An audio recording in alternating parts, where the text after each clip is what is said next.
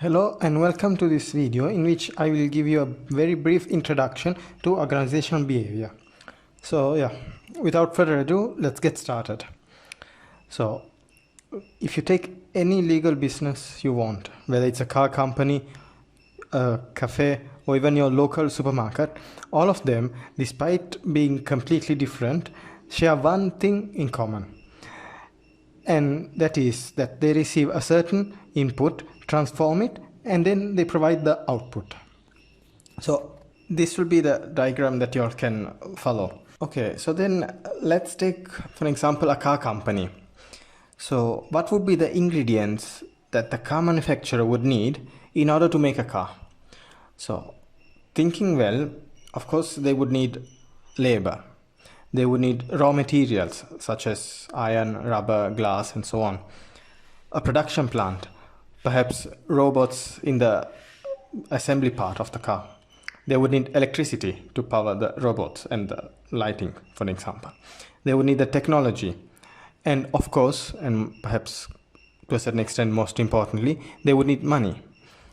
So once all these elements are properly combined, the car manufacturer will be able to produce the car and eventually sell it. Of course, different companies will require a different amount of labor, raw materials, and of course money.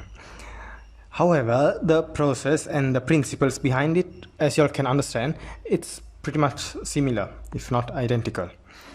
So then an obvious consequence of what we are saying here is that the output has to make sure that the cycle repeats. So in other words, the input helps create output and the output creates input. So then, compared to the previous diagram that we have shown, we can better represent the transformation cycle using this one. So then, going back to the car example, what we have implicitly said is that companies or organizations actually interact with the environment. So then, at this point, we can also introduce the environment topic. Despite being a huge topic, here we will just discuss it briefly and in general, the main points. But what we can say is that the environment cannot be considered as a whole, but we would be better off if we distinguish general and immediate environment. So then on one side, we can discuss things like economic, political, legal, social, and so on. And on the other hand, when it comes to immediate, we can discuss things like suppliers, competitors, and so on, customers, and so on. So briefly for now, what we can do is introduce the general environment. So in order to do that, what we can do is introduce a model. So ladies and gentlemen, may I introduce you to a pestle analysis model.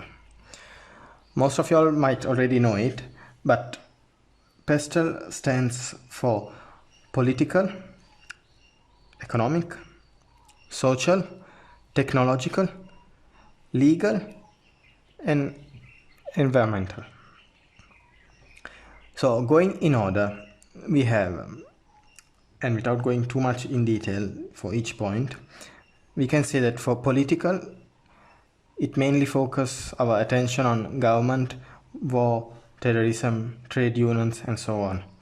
When it comes to economic, we are looking mainly at economic growth patterns, competitor behavior, supplier behavior, tax regime, currency exchange, wages, and so on. When it comes to social, we are looking at demographic trends, lifestyle preferences, social values, skills available, attitudes, and so on. When it comes to technological variable, we are looking at computing power, new products, new facilities, new materials, internet trading, innovation in transport, new production, and so on. When it comes to legal, what we are looking at is a specific laws, international law, international trade agreements, human rights, local regulations, and so on. Finally, when it comes to environmental variable, we are talking about like reduction of toxic emission, pollution, regulation concerning the use of certain techniques, and so on. Okay, so now we have spoken about the general environment. At this point, what we can do is speak about the immediate environment. So as previously said, in this sort of category, we can find suppliers, competitors, and customers mainly. So then, analyzing the suppliers, if you think well, 99.9% of the companies around the world, they get their resources from another company. This makes total sense. Why? Because it's extremely difficult that a company, and very costly for a company, to produce everything from A to Z in-house. So then it's easier to find a supplier that will provide the materials that we need in order to make our products. And if you think well, that makes sense, because that supplier will be highly specialized in that certain business. So then we definitely cannot compete against that supplier when it comes to costs. Okay, so then at this point what we can say is that we can have two types of suppliers, local and foreign. When it comes to local, that has many advantages.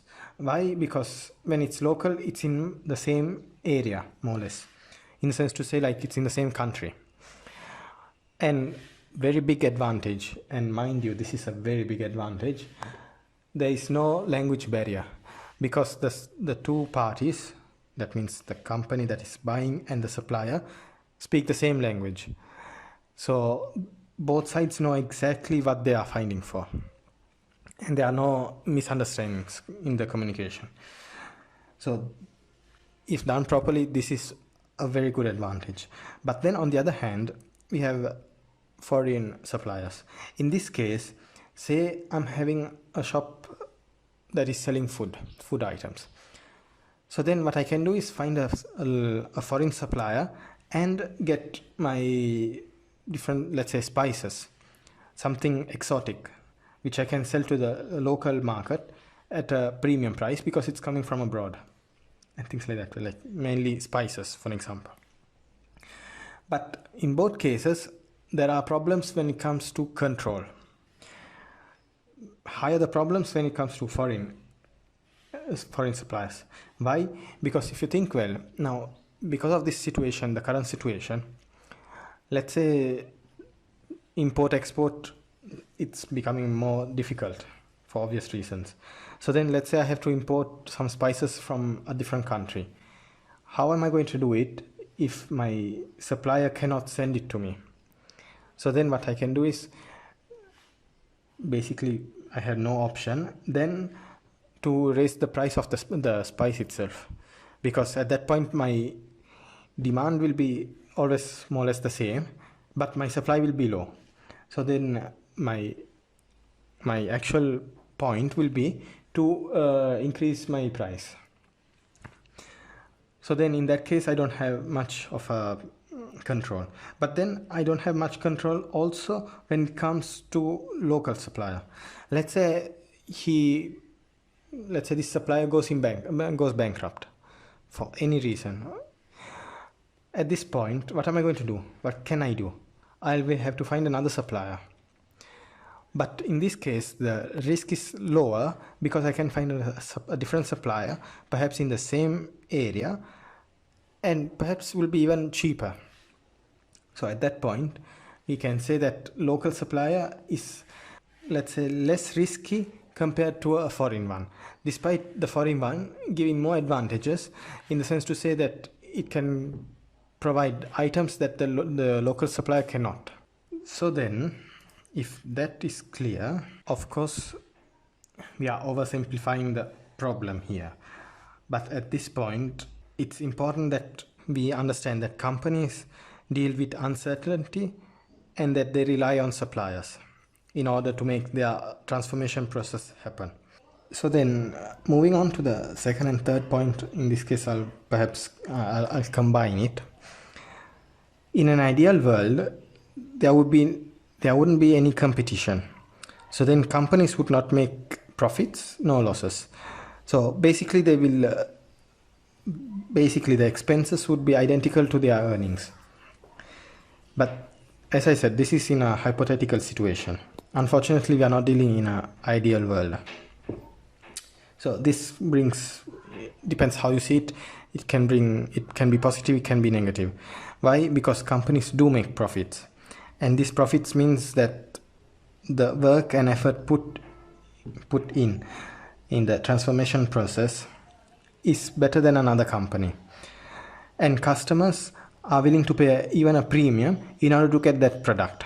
So basically what we are saying here is that companies compete against each other in order to get an extra customer. This is because at the end of the day, the customer decides if the company will survive or not. So yeah, if you think well, companies are customers for their suppliers. And at the end, the customer is the company's customer. Does it make sense? Yes. Is it easy to understand? Maybe. But at the end of the day, it's a cycle that makes sense. A company is a supplier to another one. Okay, that is fine. And at the end of the day, the customer decides if that product is worth buying or not. So yeah, I think that this is a good stopping point for this video. If you all have any thoughts, please share them in the comment section below. And don't forget to subscribe and share the video. And until the next one, stay safe.